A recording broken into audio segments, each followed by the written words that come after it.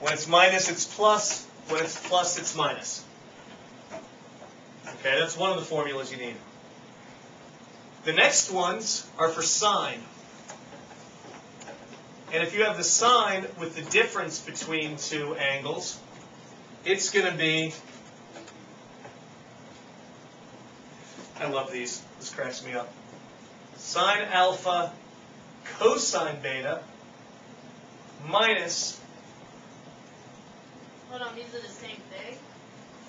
it's the same idea, but there are little differences. And the little differences are very easy to trip up on. Yeah, making sure I've written it right. Okay, yes. And then the sine. Are these all three equations? Or There's four total I'm giving you right now. okay. That one plus these three. And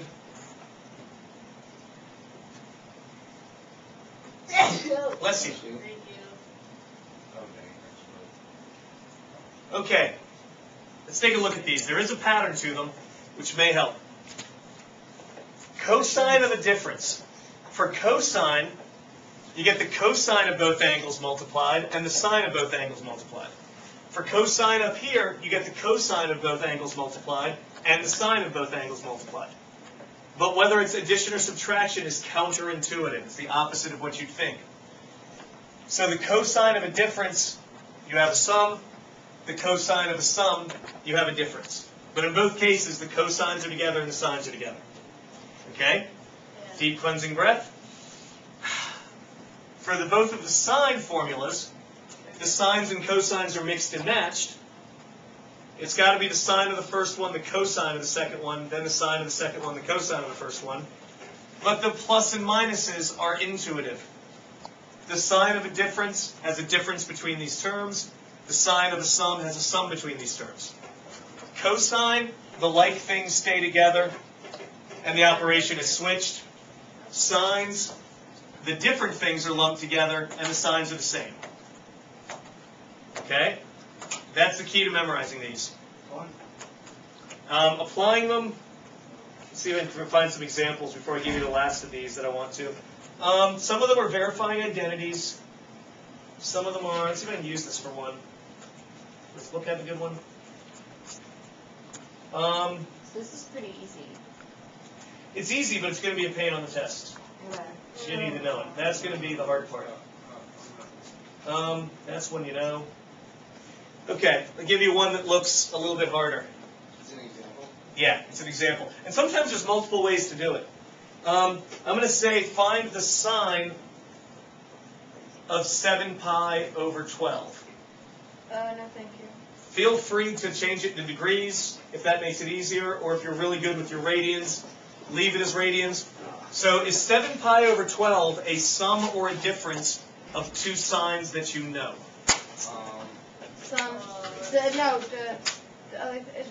Difference? It's a It's sum in the 105. parentheses, but when you It's take it out, it's a 105 degrees. difference. Is it really? I did Yeah. 105 twice. Yeah, I did 105. Oh, I did. Okay. So this is I did 15. That's right. I was thinking 105. I started to. So it's a sine of 105. Okay. Bless you. 45. No, yeah, it is. 45 and what? 60. 45 and 60. Drew is good at this game. So this is sine 60 plus 45. Okay, now, I'll go ahead and tell you, it doesn't matter what order you do this in, but you have to be consistent with the formula. If I put 60 first here, then I have to make sure that, well, actually on addition, it doesn't matter at all.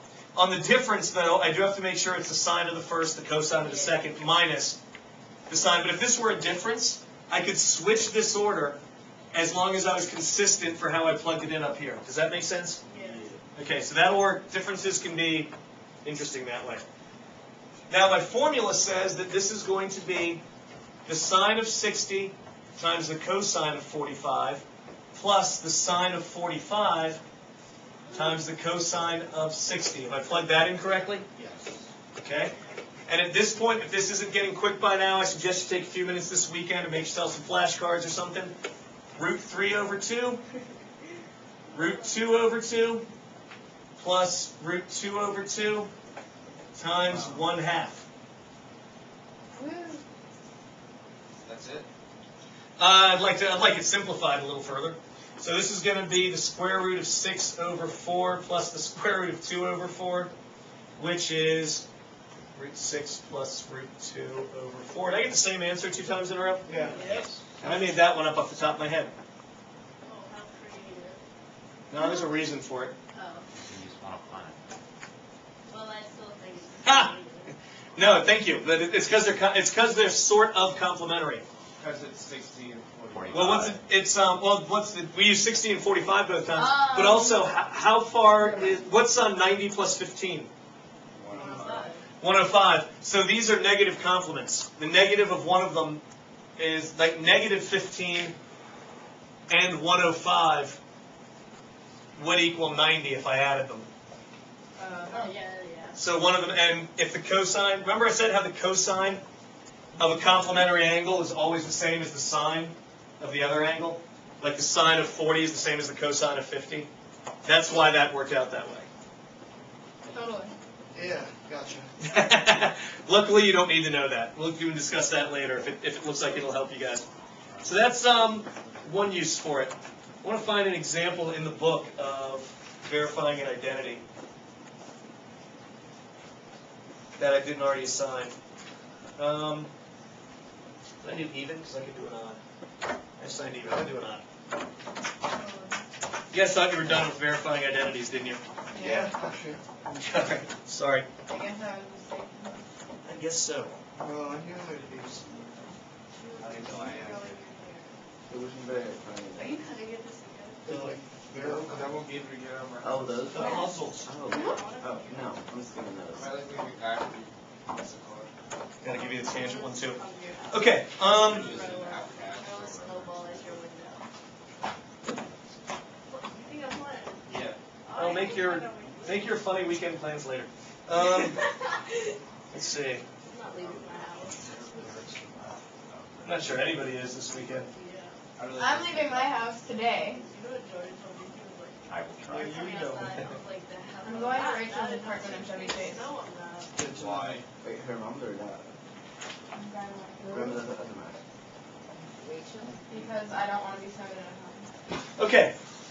As fascinating as this will be to my YouTube fans, these conversations, let's switch back to Oh, sorry. this one.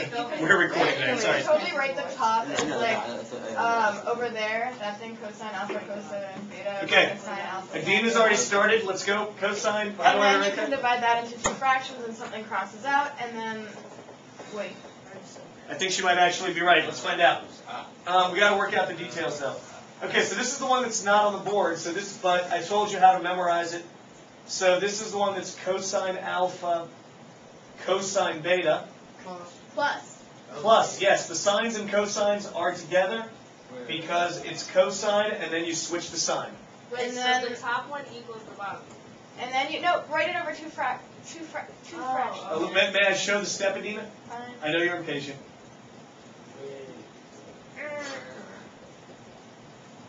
Okay. So all I've done right now is exchange this half of the formula for the starting point of the formula. And now, Adina's correct, I'm going to make it into two fractions, cosine alpha, cosine beta, over cosine alpha, sine beta, plus What?